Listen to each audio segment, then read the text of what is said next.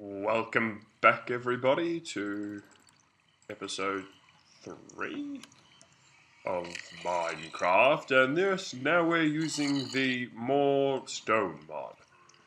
So, that was my impression of iPod Mail. I like that guy, he's Australian. It's good to see some, well, there's plenty of them, but I like listening to our accent every now and then on the web. Just had to smite that enemy, that one there that just died. Yep, I knew he was going to do that. I hate it when it's just out of reach. I guess it's, yep, so I have an inventory full of the most random items for no real reason. And I have my little dog beside my feet. He's like, you should come and play. And I'm just like, I'd rather play some Minecraft. And I've got a sniffle. I've got a bit of a cold. But I'm sure you guys won't mind. Yeah, so it's been a while since I recorded, despite this probably coming up at a regular time. You might not think a lot of time has passed, but it's probably been a week since episode 2. So I have a few things to show you. Oh my god, I cannot be bothered sorting this out right now. And I will, not on camera. Alright, ready, set. Okay, so we're back at the Nether Hub. So that's my portal right there. That's not going to stay there, but that's where it used to be until I blew all this area up again and I started working on this thing. What is this thing, you think? Or you say? Or you're probably not saying it, but you're probably thinking it. And if you weren't, you are now. And if you weren't, or you were, but now you're probably thinking I'm overdoing it. This thing is a station, an automatic station. I haven't been in here for a while since I blew it all up. I'll show you how it works. So, well, let's just have a look at it first. So first we have, I wanted to make the redstone visible. There's a fair bit of it. Ooh. Excuse you. So I used iron bars. I got inspired by an Ethos video quite a while ago where he did his blaze farm, but he used stone brick and this to protect his redstone, or for the entire style of the spawner. It looked quite good, so I thought I went for that. Not all over. I use snow as well, because snow is quite easy to obtain using that golem trick. So yeah, so the redstone is quite visible, just to kind of show off that it is like a supercomputer in there. And under here, I don't know what I'm doing, but they need to talk to each other, so I have a couple of wires running there and there. Oh, someone left. So in each one of these will have a sign, like up here, here, here, here, and each one, like I could put my house, Grubs' house, Paul's house, and here could be Scartamez's house. And what you do is you push a button, and now the railway tracks, there'd be a minecart here, which will be dispensed from a dispenser, or a proper minecart dispenser that holds more than 9 minecarts. Will come up here, rest here, you get in here, push button, and it will take you off. It's not finished yet, obviously, or else you won't get very far. Push the button and off you go. Now, it's not the most automatic station I've built. I've made some pretty smart stations, but this one accounts for many directions, like up to 16 at the moment. So yeah, so he pushes the button and he goes, and to prevent people from changing the tracks while he's on his way, the machine's actually been disengaged until his minecart steps on a detector rail. And so, for example, we just pushed one of the buttons, which I'm going to associate itself with.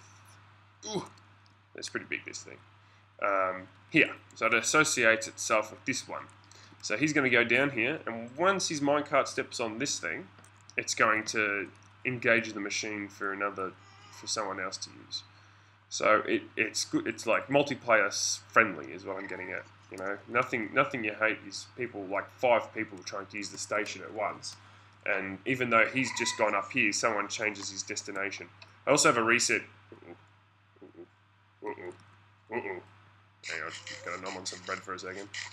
Alright, let's be careful. Don't want this gas blowing the crap up. Ugh. Huh? Where are you?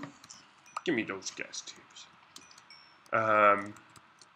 I have no idea if anything blew up then. Hooray! So, I have a reset here for now. It's also got note blocks in there, which sound pretty cool. If your music's up loud enough, I've kind of turned it down. Yep. So, this is the thing that disengages it. I can put a... See, it doesn't work anymore. But if we push this... So now the machine will recept these buttons. I've made a hell of a lot of stations. That's probably the one thing that I've, buggered around with quite a lot. This one being my least impressive one because it's not fully automatic. I used to have one where you'd sit in the minecart, you just get into it, and then there's like buttons, and when you push a button, it takes you to where you push. Like you push a button, and it will take you there, and and then it will a minecart will reset for the next person. And not only that, but it had an express lane underneath, so people who coming in from here, instead of having to get off at the hub, you could actually, fiddle with another interface that stopped you from having to, it bypassed the hub. It saved you getting on and off, But it was really, really cool. The redstone's actually not that difficult. But the only problem was it only went in 4 direction, like north, south, oh my god, north, south, east, and west. Whoa, a bit lag. And Nether's always a bit laggy. But I can give you a tutorial for this one, and maybe for the other one if you're interested in like a single player world where you want like a super smart trainway. So I'm going to extend. It's pretty hard to see what the hell I'm doing. I wish I had my ender pearls on me. I should have got those. I could have perched myself up there. But I've got this, there's a sign there. I don't know what this look is, but it's relatively symmetrical. You don't always have to be symmetrical. I like being asymmetric. These are symmetrical, but the minecart tracks are not. It was too difficult to actually achieve symmetry with that. But it kind of goes. It's kind of got like these cool. That white snow is redstone, but I used it as a ceiling pattern by embossing it, defining it by putting the nether brick backwards, like further up. Oof, oof, oof, oof, oof, oof, oof, oof. And I found a location where I'm going to build a castle with my girlfriend, who plays on the server but hasn't played for a while.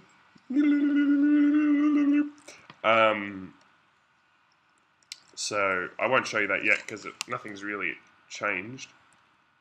Die. 20, that's pretty high. I might talk about the texture pack next episode. I might go into a creative world and show you all the blocks that we've changed and where we've got it. Some we've made ourselves, some we've actually nicked from other things, like this pumpkin, for example. Pumpkin, for example, is not our design. We actually nicked it from something. Probably the Painterly, I can't remember. But it looks so much better than the original pumpkin. Like, the original pumpkin looks scary. Scarily bad, that is. Like a terrible drawing by a 5-year-old.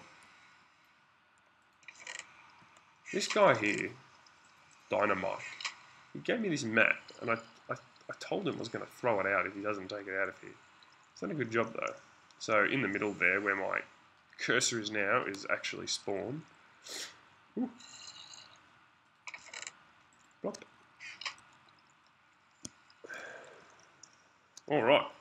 Well, I'll leave it here, guys, for now. And next episode, I'll talk about the texture pack, showcase it, and tell you what else I've been up to. Maybe build some things on screen with some montages with sweet 90s tunes. Oh! So long, guys.